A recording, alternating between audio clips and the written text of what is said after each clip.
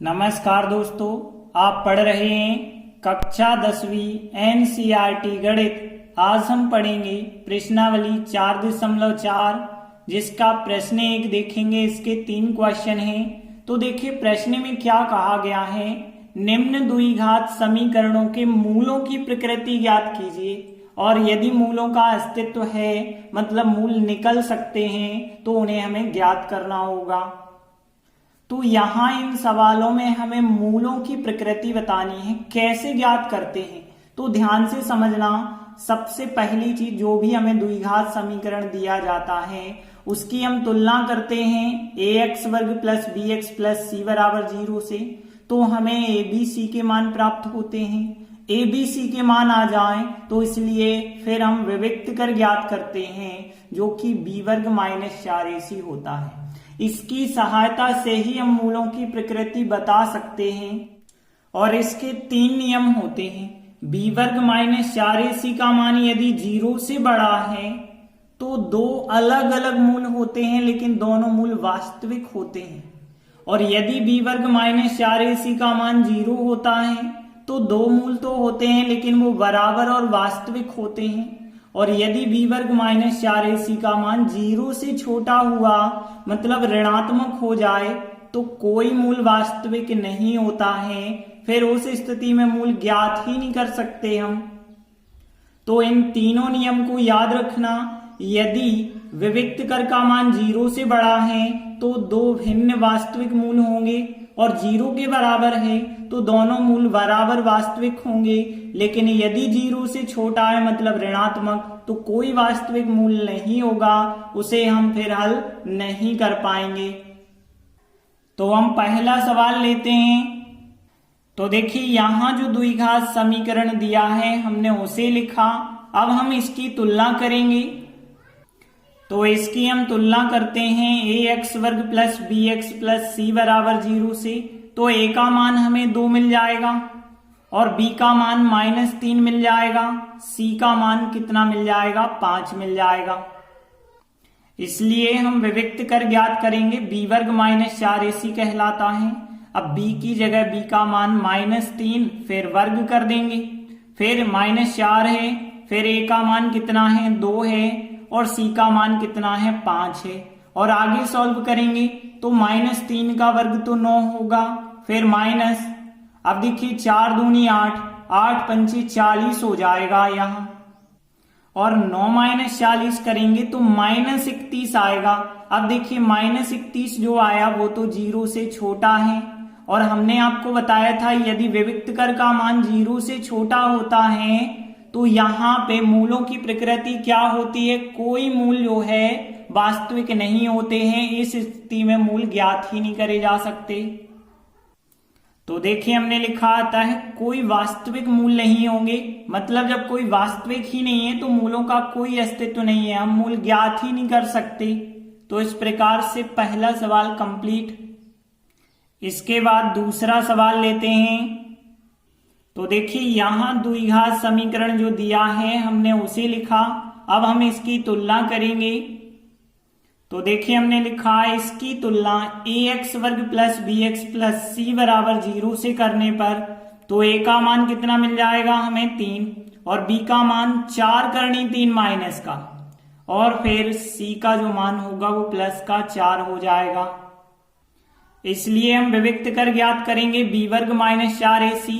तो b वर्ग मतलब इस संख्या का वर्ग करना होगा, 4 करनी 3 का वर्ग, फिर -4 और फिर a का मान है 3 लिखा और c की जगह c का मान कितना है? 4 है तो 4 लिखा। अब देखिए सॉल्व करेंगे तो 4 करनी 3 का वर्ग करना होगा। तो हम क्या करेंगे? 4 करनी 3 का वर्ग मतलब 4 करनी 3 को 2 बार लिखा। 4 का 4 से गुणा हुआ 16, करनी 3 और करनी 3 का गुणा 3 बाहर आ जाते हैं। 16 गुणित 3 48 और माइनस का वर्ग प्लस हो जाता है। तो प्लस के 48 आया, माइनस और फिर यहाँ 4 3 12, 12 चौके 48 यहाँ भी आया। 48 में से 48 घटाया कितना आ गया? 0। और यदि हमने बताया था विविक्त कर का मान 0 आ जाए तो 2 मूल तो होते हैं लेकिन दोनों बराबर वास्तविक मूल होते हैं। तो देखिए हमने लिखा अतः दो बराबर वास्तविक मूल हैं, मतलब ये हुआ कि मूल ज्ञात करे जा सकते हैं, और मूल ज्ञात करे जा सकते हैं उसे क्या कहते हैं, मूलों का अस्तित्व है। यहाँ मूल ज्ञात नहीं करे जा सकते हैं तो मूलों का अस्तित्व नहीं है। अब देखिए सवाल में कहा गया था यदि मूलों का अस्तित्व है मतलब आप ज्ञात कर सकते हैं तो उन्हें ज्ञात भी करना है। अब हम मूल जो है द्विघाती सूत्र से ज्ञात करेंगे। तो देखिए हमने लिखा इसलिए द्विघाती सूत्र से, और द्विघाती सूत्र होता है मूल x बराबर ज्ञात करने का ये फार्मूला।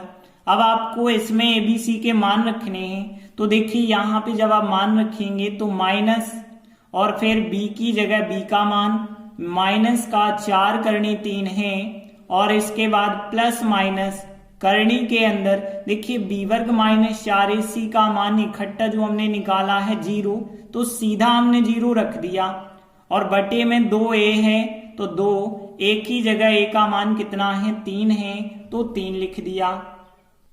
आगे देखिए यहाँ पे माइनस और माइनस तो प्लस के 4 करनी 3 हो जाएंगे, प्लस माइनस करनी 0। अब देखिए 0 का वर्गमूल 0 होता है, और प्लस का 0 माइनस का 0 लेने का कोई अर्थ ही नहीं है, क्योंकि किसी संख्या में आप 0 जोड़ें या 0 घटाएं वही संख्या रहती है। तो प्लस माइनस 0 को हम छोड़ देंगे, और 3 दूनी यहाँ पे हो गया 6। अब देखिए यहाँ पे 4 करनी 3 बटे 6, ये तो कट सकते हैं। कैसे कट जाएंगे, 2 दूनी 4, तो यहाँ 2 दूनी 4 और 2 3 6। और भी आप इसे सरल कर सकते हैं, कैसे, 2 करनी 3, और यहाँ पे जो 3 है इसे आप यदि करनी 3 इंटू करनी 3 लिख दें तो 1 करनी 3 कट जाएगा, क्या बचा होगा 2 बटे करनी 3। अब देखिए मूल तो होते हैं 2, लेकिन यहाँ पे तो 2 बटे करनी 3 1 ही आया है, लेकिन यहाँ पे हमने क्या लिखा था 0 है व्यक्त कर का मान, दोनों बराबर वास्तविक मूल हैं, तो मतलब दोनों मूल 2 बटे करनी 3 होंगे। तो देखिए अंत में लिख देते हैं अतः दोनों बराबर वास्तविक मूल कौन कौन से होंगे, 2 बटे करनी 3 और 2 बटे करनी 3। इस प्रकार से सेकंड सवाल भी कंप्लीट हुआ। आगे देखते हैं थर्ड क्वेश्चन है। तो देखिए यहां द्विघात समीकरण दिया है उसे हमने लिखा, अब हम इसकी तुलना करेंगे। तो हमने लिखा इसकी तुलना ax वर्ग प्लस bx प्लस c बराबर 0 से करने पर a का मान कितना मिल जाएगा 2, b का मान माइनस का 6 मिलेगा, और c का मान कितना मिल जाएगा 3 मिल जाएगा। इसलिए हम विविक्त कर b वर्ग माइनस 4ac ज्ञात करेंगे। तो b का वर्ग मतलब यहाँ माइनस 6 है b का मान, तो माइनस 6 का वर्ग, फिर माइनस 4, a का मान कितना है 2 है 2 लिखा, फिर c का मान कितना है 3 है 3 लिखा। आगे सॉल्व किया, माइनस 6 का वर्ग 36 हो जाएगा, 4 दूनी 8, 8 तरी 24 हो जाएगा।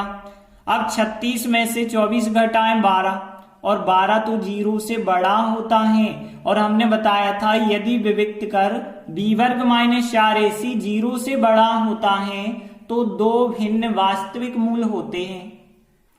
तो देखिए हमने लिखा आता है 2 भिन्न वास्तविक मूल होंगे, अर्थात मूलों का अस्तित्व है, मतलब 2 अलग अलग मूल तो हैं, तो हम उन्हें फिर ज्ञात भी करेंगे। और ज्ञात कैसे करना है, द्विघात सूत्र लगा के ज्ञात करें। तो हमने लिखा इसलिए द्विघात सूत्र से जो मूल x बराबर फार्मूला होता है वो लगाया। अब माइनस लिखा और b की जगह b का मान माइनस 6 है, माइनस 6 लिखा, फिर प्लस माइनस।